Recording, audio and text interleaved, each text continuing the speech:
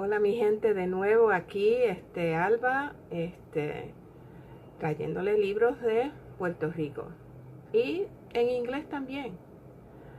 Hi, it's Alba here again. I want to talk to you about Nonfiction November and a little rant also. So let's get started. Mariana Bracety.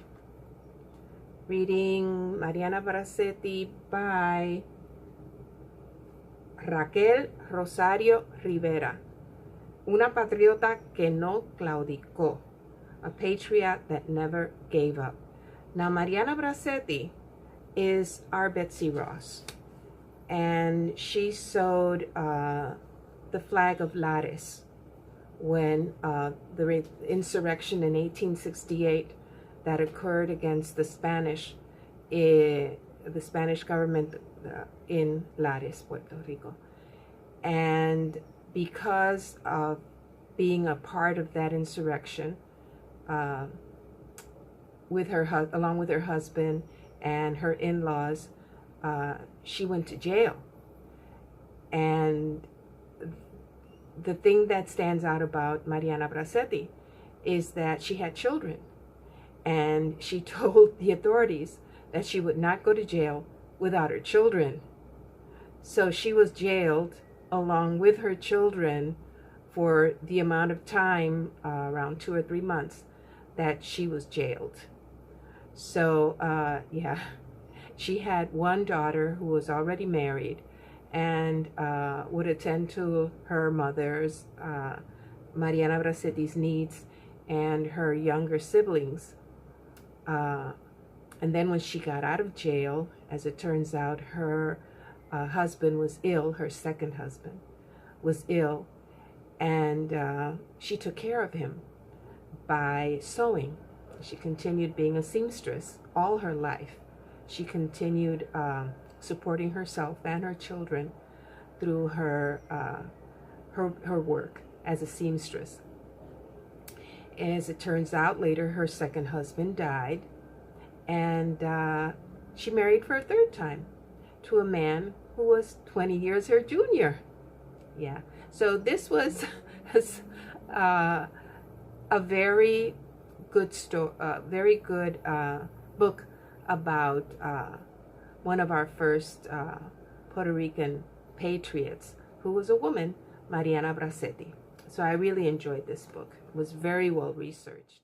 If I'm not mistaken, I read So You Want to Talk About Race by Ijeoma Oluo. Okay, and this took me a good amount of time, over a week. Why? Because it really caused me to reflect. Okay? Everything that she said, I would have to reflect upon, especially when she talks about privilege. So what I especially appreciated about her was that she recognizes right off the bat that racism was created to justify an exploitative economic system and to keep people of color locked out of that economic system. And she also encourages people of color that when the world, and when she refers to the world, she's talking about what Bell Hooks clearly states, and I love it when Bell Hooks says this: the imperialist, white supremacist, capitalist patriarchy. When she talks about the world, that's what she's talking about. The world will try to tell you that what you're seeing, what you're hearing, what you're thinking, and what you're feeling is wrong. The world will tell you that you do not know how to interpret what is happening to you and to your community. But you are not wrong, and you have as much right to be heard and believed as anyone else. And then she clearly goes on to define what racism is. It's not emotion. It has nothing to do with you as an individual or me as an individual or our individual prejudices and biases. Racism is a part of a system. It's the fabric of society. It's like a machine, and as a machine, it has to be dismantled if it is to change, right? And then what really impacted me and got me to reflect, and that's why it took more time, was that she talked about privilege. People who have privilege, checking that privilege requires acknowledging it and pressuring our peers to change the system. So it's not, for example, Puerto Ricans who have to convince you of what's happening in Puerto Rico. United States citizens are the ones who should be pressuring each other and pressuring Congress to change the system, to change the things that are going on. She got me to examine my privileges and to examine them very specifically, right? And she says that when someone asks you to check your privilege, they're asking you to pause and consider how the privilege you've had in life, how those privileges are contributing to your opinions and your actions, and how the lack of disadvantages in certain areas is keeping you from fully understanding the struggles others are facing and may in fact be contributing to those struggles. So I went on to list all my advantages as compared to my friends, my family, my neighbors.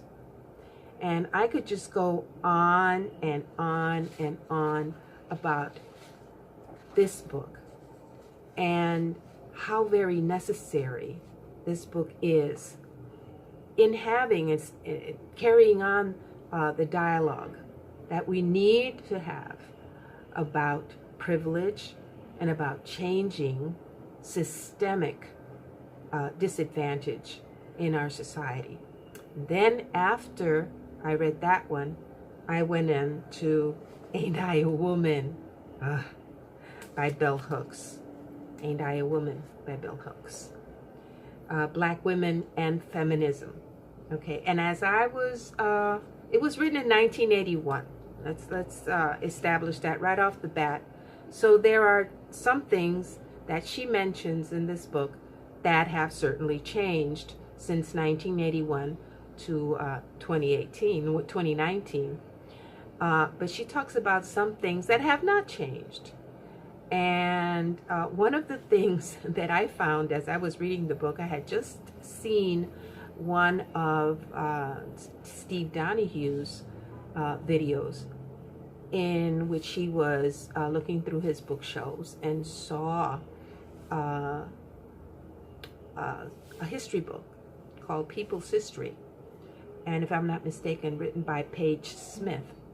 And as I was reading Bell Hooks, who should she cite but Page Smith in a book of his called Daughters of the Promised Land.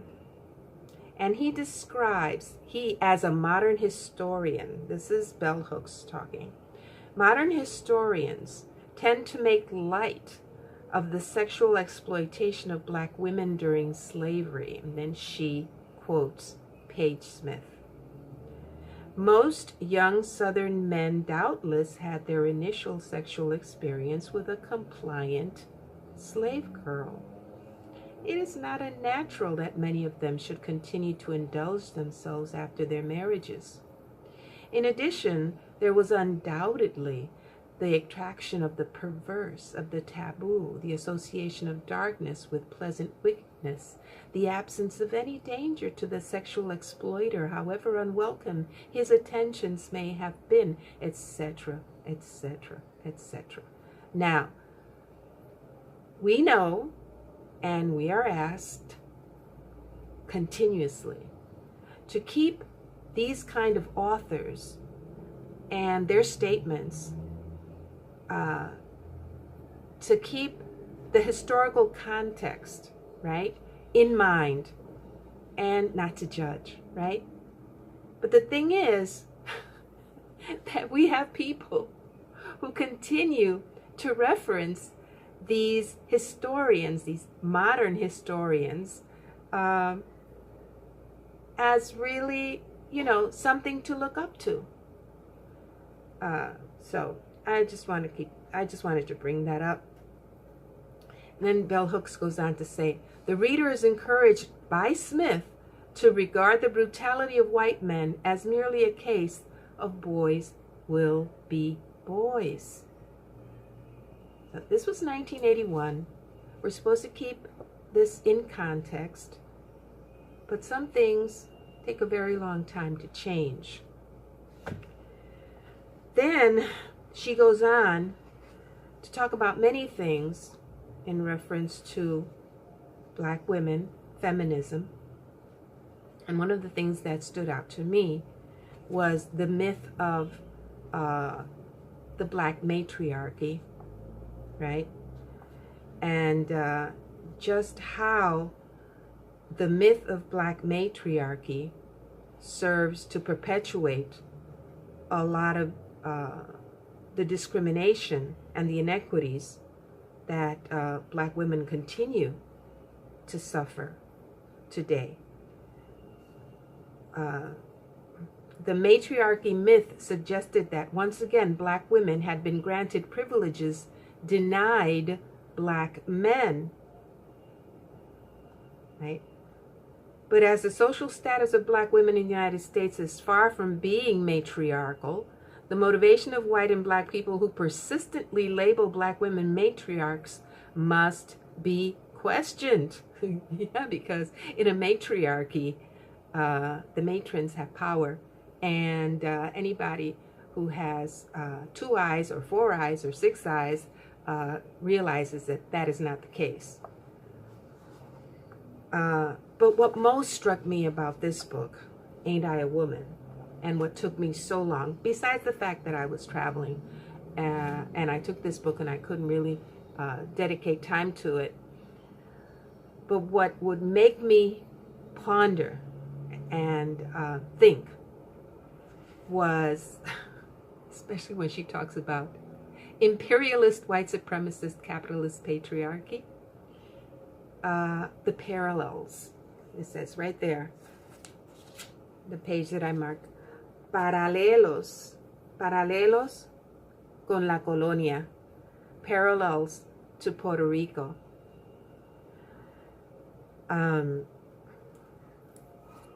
Because she's talking about how some women embraced the label a matriarch because it allowed them to regard themselves as privileged. This merely indicates how effectively colonizers are able to distort the reality of the colonized so that they embrace concepts that actually do them more harm than good. And that is the case in Puerto Rico. One of the oppressive tactics of the slavers used to prevent rebellions and slave uprisings was the brainwashing of slaves to believe that Black people were really better taken care of as slaves than they would be as free people. And that has certainly been a message that we've received in Puerto Rico for a very, very long time. So that Black slaves who accepted their master's picture of freedom were afraid to break the bonds of slavery. White colonizers encouraged Black women who are economically oppressed and victimized by sexism and racism to believe that they are matriarchs and that they exercise some social and political control over their lives.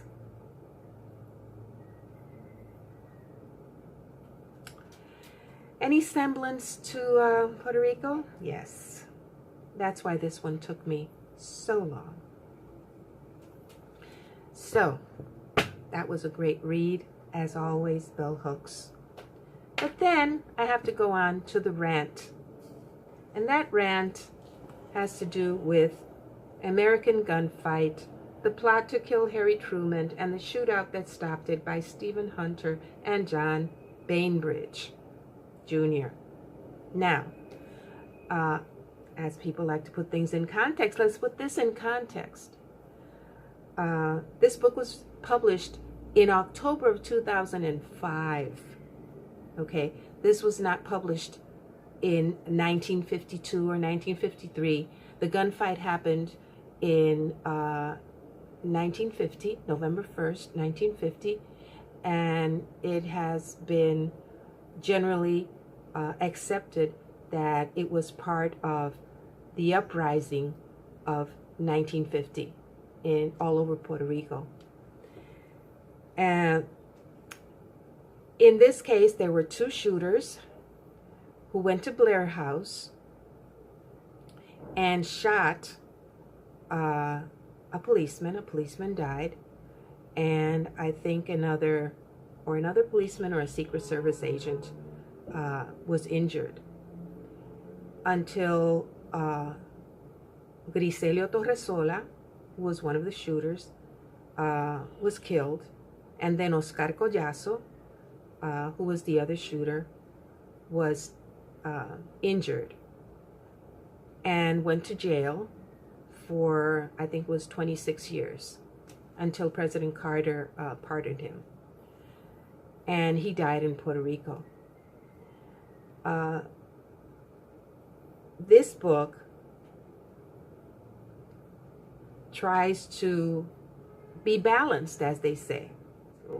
This, I'm used to reading history books, and I'm used to reading nonfiction books written by journalists, people who had been journalists before, like John Krakauer, for example, Manny Suarez, who I mentioned in another video. I'm used to reading journalists' nonfiction books. This style was not like a nonfiction book at all. And I was watching a video, I think, by Mara over at Books Like Wool, and she used a term called genre bender. And I was wondering, well, was this a genre bender? Because they're using language as if they knew what was happening inside the person's brain. And a lot of extraneous details for a nonfiction book. So yes, they talk about the revolution. They talk about the major historical figures that were involved. I can completely understand that the book wants to honor the Secret Service men and the policemen who were ready to lay down their lives for President Truman. I know that. And but I don't understand why, if you're going to, concentrate on the gunfight, it has to be 318 pages long, and for a gunfight that lasted, what they themselves admit lasted 38.5 seconds. And I read somewhere on the internet, after I got so frustrated with the style, with the interruptions, with the cliffhangers, that somebody used the word gun porn, and that's exactly what this is. So, if you're a person who loves guns, if you're a person who likes westerns, the rugged man, Marlboro country, that kind of stuff, you might like this book. there were a lot of, tactical lessons to be learned from the gunfight, according to them, because they're all about tactics.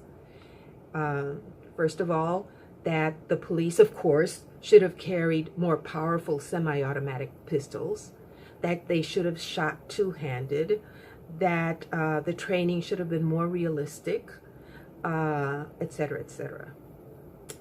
But there's a larger lesson as well, they go on to conclude. It has to do with a society's need for a certain kind of man. These men weren't only necessary on November 1st, 1950, but at other dates in American history. December 7th, 1941 would be one, as would September 11th, 2001, another June 6th, 1944. And we're supposed to know each and every one of those dates. In fact, they have always been necessary, that certain kind of man. And the tendency of modern culture to devalue them, to find them crude and boorish and insensitive and politically incorrect, is unfortunate. And that's what I saw throughout this whole book. I completely understand the desire to honor the men who put their lives on the line for duty. But I don't think you need 300 and something pages of cliffhangers and interruptions to do that. I'm sorry about the music. We have a funeral procession going on. Now, another thing that I noticed about this book is that the style, that genre bending, seemed to be directed toward pitching for a docudrama on TV.